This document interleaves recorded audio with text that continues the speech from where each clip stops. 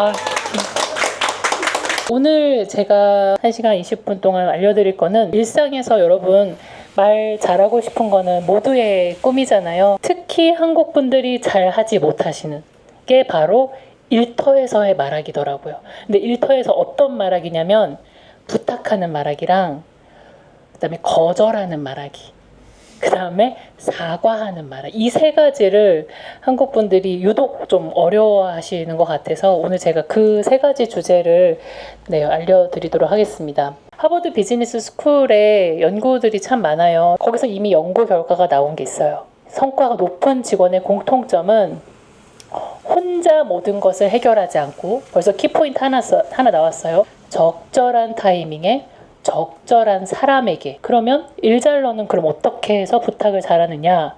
전략적으로 사고합니다. 얄밉지만 우리 인정해야 돼요. 그 사람들은 전략이 있는 거예요. 누구에게 언제 어떻게 부탁할지를 계획을 세울 수 있는 사람이에요. 근데 관계 중심적이에요. 그 사람들은 상호 이익을 고려합니다. 롱텀으로 관계가 유지될 수 있는 거죠. 이 사람들은 좋은 사람들인 거예요. 일만 잘하는 게 아니라 윈윈이 되는 거를 하는 거니까요. 그리고 커뮤니케이션이 명확합니다. 네. 왜냐하면 목적과 기대치가 분명하거든요. 왜 부탁하는지, 이걸 부탁하면 왜 좋은지, 그래서 어떤 기대치를 요구하는지가 명확하게 전달이 되기 때문에 일잘로는 부탁을 잘하는 것이고요. 마지막에 감사와 피드백이 있습니다. 그냥 부탁하고 도움받고 끝이 아니라 고마워할 줄 알고 그 이후에 후속 조치를 잘하는 사람이 일잘러입니다. 부탁을 우리가 왜 못할까요? 바로 나왔어요. 내가 이것도 모른다고 하면 어떡하지? 자신의 전문성에 대한 불안감이요. 나 명색이 과장인데, 나 명색이 대리인데, 나 명색이 차장인데, 완벽해 보이고 싶은 심리죠. 무능해 보일까봐 걱정이 되는 거예요. 두려움에 대한 거. 근데 이것도 오케이, 인정할 수 있습니다. 거절에 대한 두려움, 두 번째.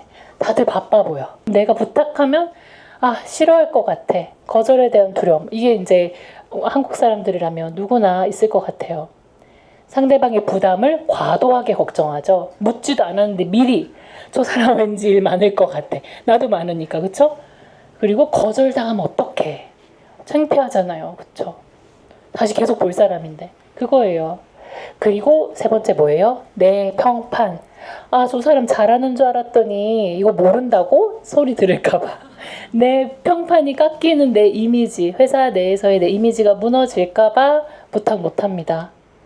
독립적인 이미지 유지를 하고 싶죠. 내가 고유하게 이때까지 갖고 왔던 이미지를 지키고 싶고 의존적으로 보일까봐 걱정을 하죠. 마지막으로 문화적으로 서포트를 하지 않을 수가 있어요. 하지만 여러분, 현실은요. 사람에게는 본능적으로 우리가 좋은 사람이고 싶은 기본적인 욕구가 있습니다. 나 좋은 사람이야. 무슨 뜻이에요? 도움을 요청하면 나 도와줄 용의가 있어. 그건 인간의 기본적인 욕구예요. 경쟁의 욕구 다 있을 수 있지만 기본적으로 내가 누군가에게 도움돼서 진짜 도움 많이 받았어요. 고맙습니다 하고 내가 이 사람한테 도움이 됐네. 잘했다. 이런 욕구가 있어요. 그래서 여러분이 생각하시는 것보다도 사람들은 더 여러분에게 도움을 줄 준비가 되어 있다라는 거를 좀 기억을 해주세요. 그러면 이제 도대체 어떻게 부탁을 하는 것이 좋을까? 이제 7가지로 제가 말씀을 드리는데요. 첫 번째는 여러분, 이제 해당이 되시는지 한번 체크해 보세요. 너무 미안해 하시면 안 돼요. 진짜 바쁘신데 제가 너무너무 죄송한데. 그러시면 안 돼요. 오히려 이렇게 당당하게 하셔야 돼요. 안녕하세요, 김 과장님. 마케팅 전략 관련해서 김 과장님께 조언을 구하고 싶어서 연락드립니다. 받는 입장에서 뭐가 좋아요, 여러분? 여러분이 김 과장이라고 생각해 보세요. 두 번째 원칙, 상대방을 곤란하게 만들지 마세요. 네, 그러니까 마음이 깔끔해야 돼요, 부탁은. 근데 우리는 상대방 마음을 무겁게 만들죠. 잘못된 예시 보여드릴게요. 늘 저희를 도와주셨잖아요. 원래 이렇게 안 하는데요.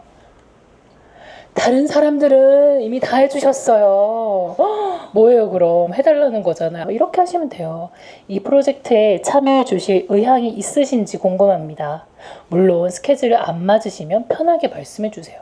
거절의 가능성을 미리 말씀을 한 거죠. 세 번째, 여러분 또 이제 공감하실 거예요.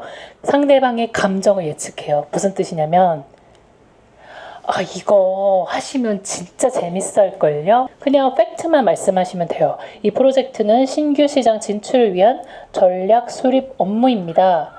재밌을 거예요? 보람찰 거예요? 이런 거는 모르죠. 객관적인 정보만 제공해 주시고요.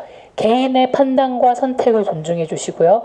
네 번째는 쉽다고 하지 마세요. 예를 들어 볼게요. 이거 간단한 거예요. 금방 끝나요. 이거 많이 들어봤죠, 우리? 어떻게 해야 돼요? 예상 소요 시간은 10분 이내이며 데이터 분석에 대한 전문적 의견이 필요합니다.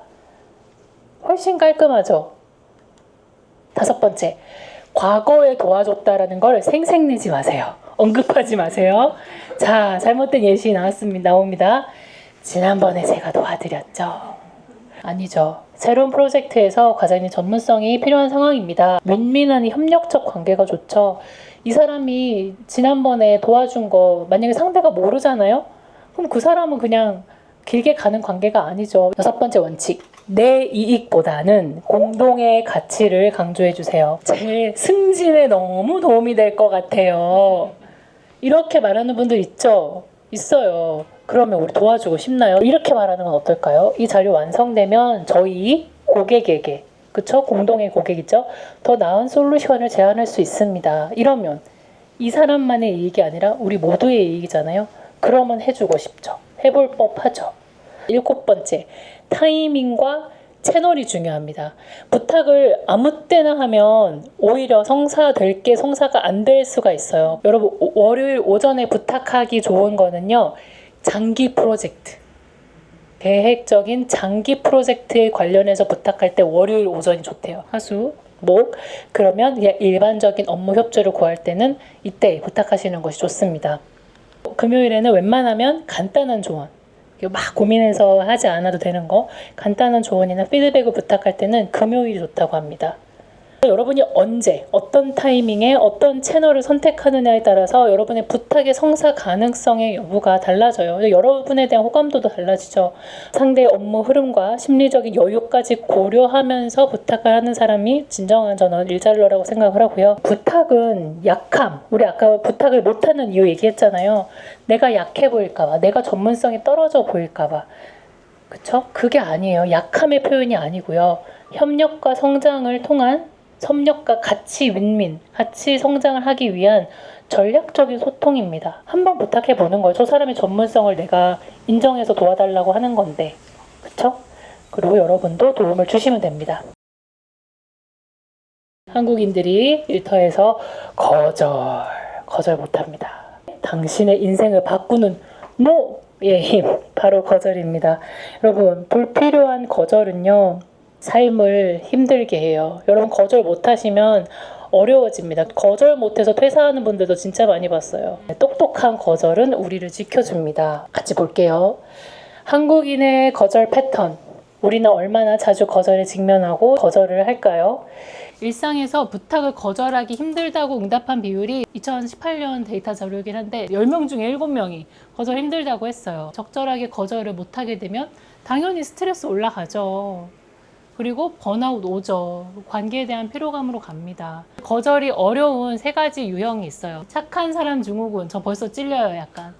자, 이런 사람이 어떤 사람이냐면 타인의 평가에 과도하게 민감하게 생각해서 내가 나쁜 사람으로 보이는 게 싫은 거예요. 두 번째는 완벽주의자입니다. 여기에 해당되시는 분도 아마 있을 거예요.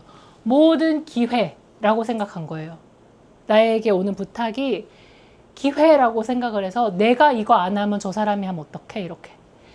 모든 기회를 놓치지 않으려 하며 다 해야 한다는 압박에 시달리는 사람. 기회 손실에 대한 과도한 두려움. 마지막은 갈등 회피형이 있어요. 여기에 해당되는 분도 저는 많을 거라고 생각하는데 불편한 상황이 싫은 거죠. 거절하면 좀 불편해지잖아요. 순간적으로. 평화를 위해서, 단기적인 평화를 위해서 자기를 희생합니다. 갈등 상황에 대한 극도의 불안감. 갈등이 너무너무 싫어. 싫어, 싫어. 일시적인 평화를 위한 장기적인 내 손해를 감수하는 거예요. 근데 여러분, 이게 뇌의 반응과 또 연결이 돼 있는데요. 뇌의 메커니즘, 뇌과학과 연구 결과로 밝혀진 거절의 메커니즘. 여러분이 만약에 부탁을 받았는데 거절 못해. 관계가 깨질지도 몰라. 거절하면 나 미움받을 거야. 이거는 편도체가 활성화된 거예요. 그래서 여러분이 불안과 위험을 감지하는 거죠. 그런데 여러분, 전두엽이 활성화가 되잖아요. 전두엽이. 그럼 합리적 판단이 가능해지는데요. 그러니까 부탁을 딱 받았을 때 이렇게 불안하고 두렵고 관계에 대한 깨질 거에 대한 두려움이 아니라 일단 상황을 객관적으로 봐. 내가 이거 할 수 있는 일 맞아? 이 시간, 이 타이밍, 이 기한 내에 내가 할 수 있는 거 맞아? 내 프라이어리티에 반하지 않는 게 맞아? 내 시간과 에너지를 지켜야지 라고 생각하는 건 전두엽이 활성화됐을 때 우리가 가능한 생각인데요. 많은 분들이 좀 불안하고 관계에 좀 어렵고 그러시면 편도체가 활성화가 되면 거절을 못하게 된다고 합니다. 그런데 하버드 비즈니스 스쿨의 연구에 의하면 거절을 잘 하시면 오히려 40% 정도 업무 효율성이 증가한대요. 왜냐하면 거절한다는 뜻은 뭐예요? 내 일에 더 집중한다는 거죠. 그쵸? 이것저것 하는 게 아니라 내 일에 더 몰입해서 집중해서 하기 때문에 효율적으로 40% 효율성이 증가하고요. 제가 스마트라고 거절의 공식을 알려드릴게요. 그래서 SMART인데 S는 sincere예요. sincere. 진정성이 있어야 됩니다. 거절할 때. 싫어, 안 돼가 아니라 정말 죄송합니다. 이미 여러분이 부탁을 받았다라는 거는 여러분의 실력이 있다라는 거예요. 그러면 고맙죠. 하지만 여러분 고맙다고 다 해줘야 되는 건 아니죠.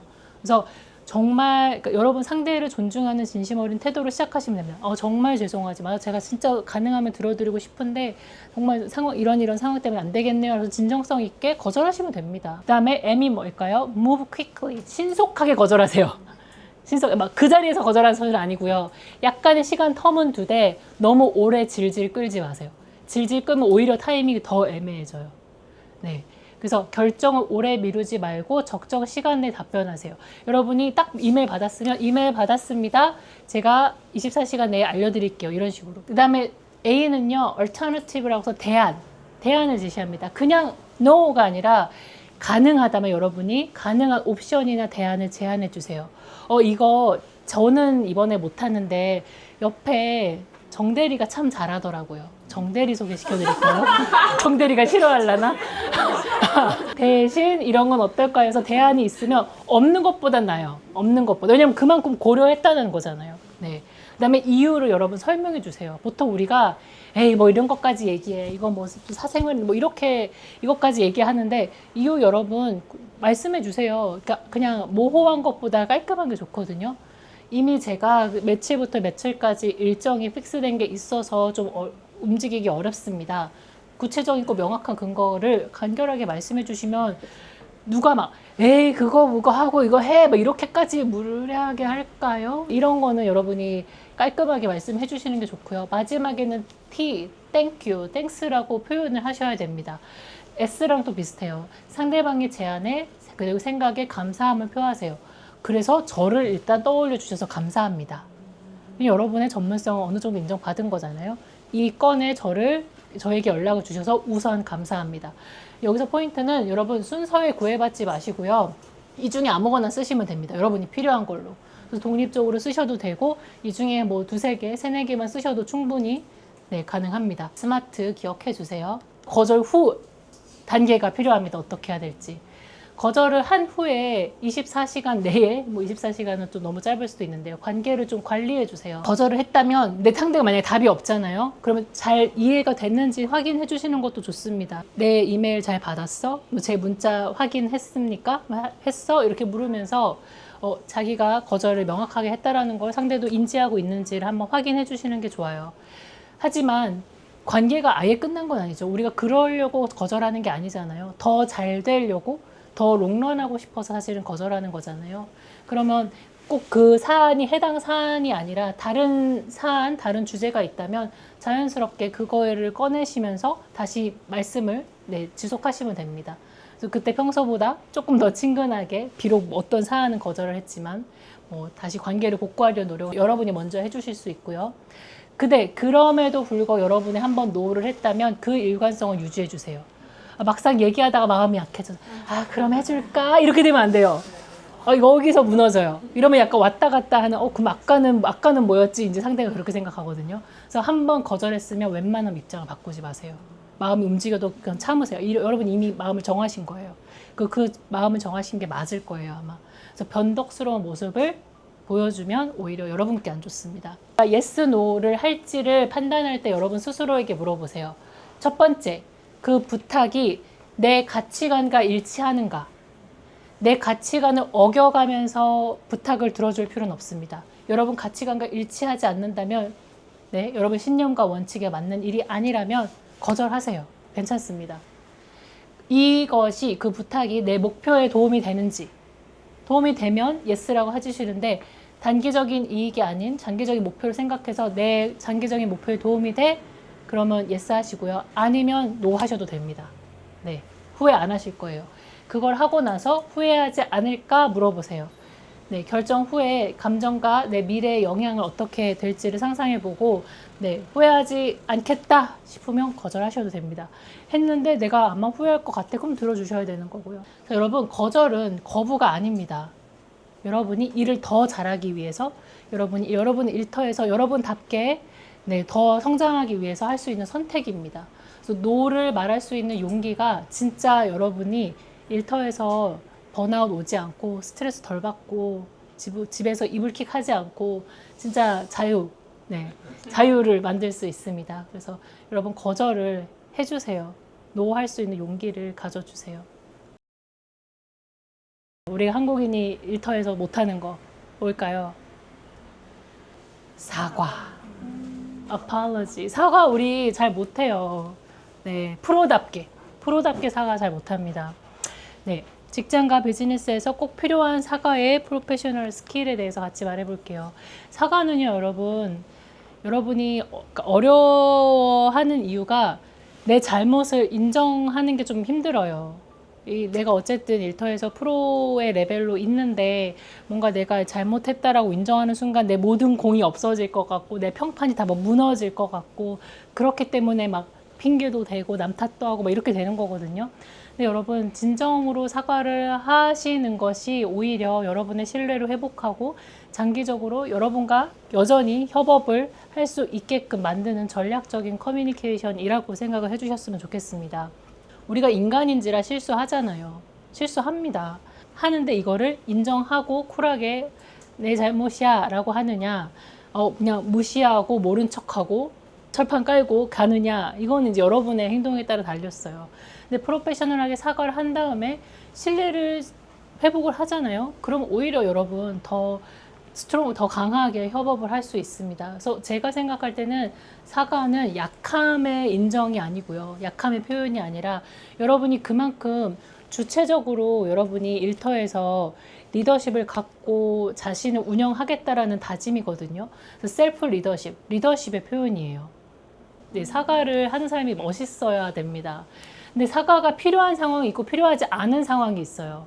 여러분 언제 사과를 해야 되고 언제 하지 말아야 되는지는 좀 명확하게 알고 계셔야 됩니다. 사과를 해야 될 때는 언제일까요? 여러분이 약속 시간이 있었는데 지키지 못했을 때, 이거는 사과를 하셔야 되는 케이스가 맞고요. 여러분이 업무상 실수로 타인에게 피해를 줬다면 당연히 사과하셔야죠. 잘못된 정보 전달했을 때 사과하셔야 되고요. 감정적으로 좀 부적절하게 내가 대응했다 이러면 이것도 프로답게 사과하셔야 됩니다. 내가 이때 조금 더 생각을 더 많이 했어야 되는데 좀 부적절하게 감정적으로 대응한 것 같아요. 이렇게 할 수 있어야 돼요.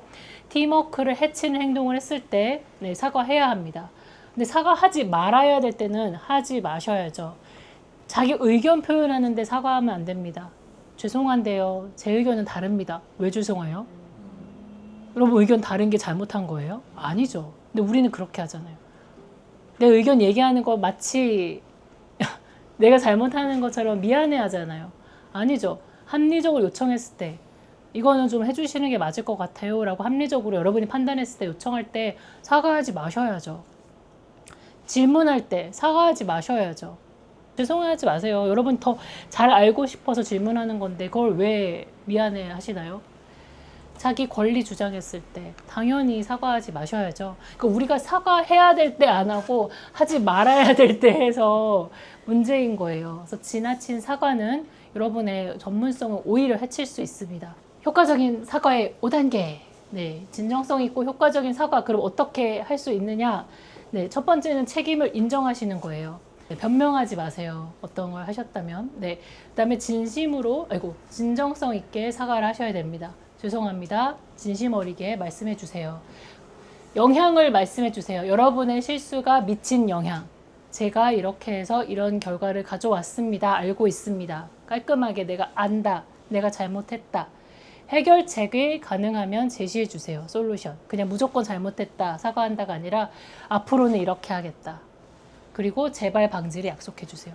앞으로 이런 일 안 생기도록 최선을 다하겠다. 얼마나 듬직합니까? 이러면 같이 계속 일하고 싶지 않을까요? 예시를 들게요.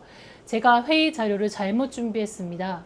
핑계대지 않았어요. 뭐 컴퓨터가 어떻게 됐다, 전날 뭐가 어떻게 됐다 이런 말 안 했어요. 정말 죄송합니다.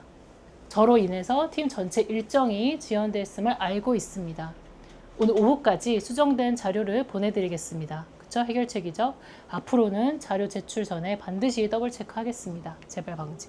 깔끔하죠. 이러면 야단 더 못 치죠.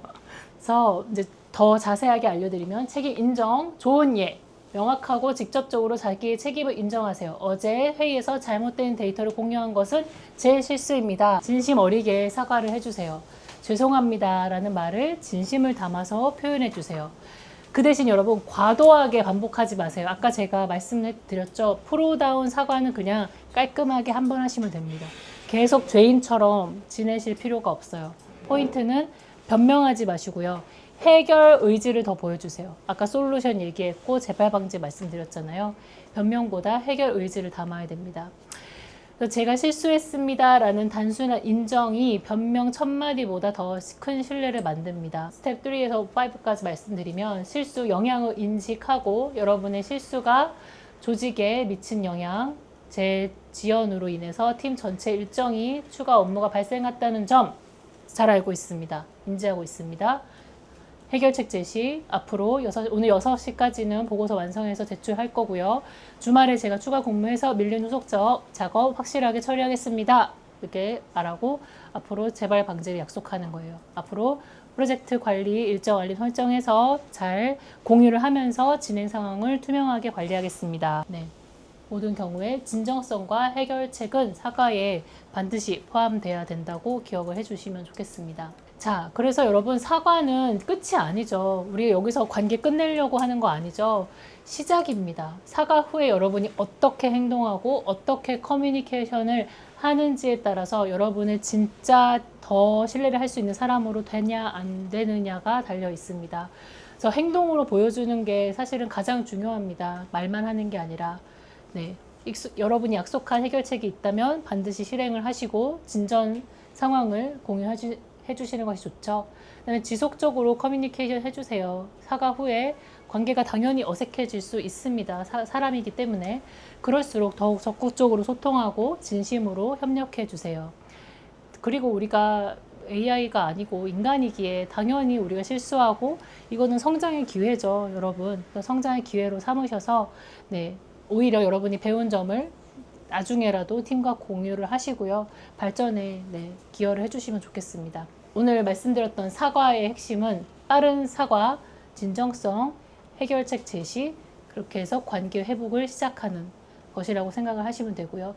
사과도 약함이 아니죠. 여러분이 실수할 수 있고요. 오히려 이 이후에 여러분이 어떻게 하시는지가 여러분의 성숙함과 여러분의 셀프 리더십의 표현입니다. 네, 그래서 실수를 통해 성장하고 사과를 통해서 신뢰를 쌓는 여러분이 되시기를 바라겠습니다.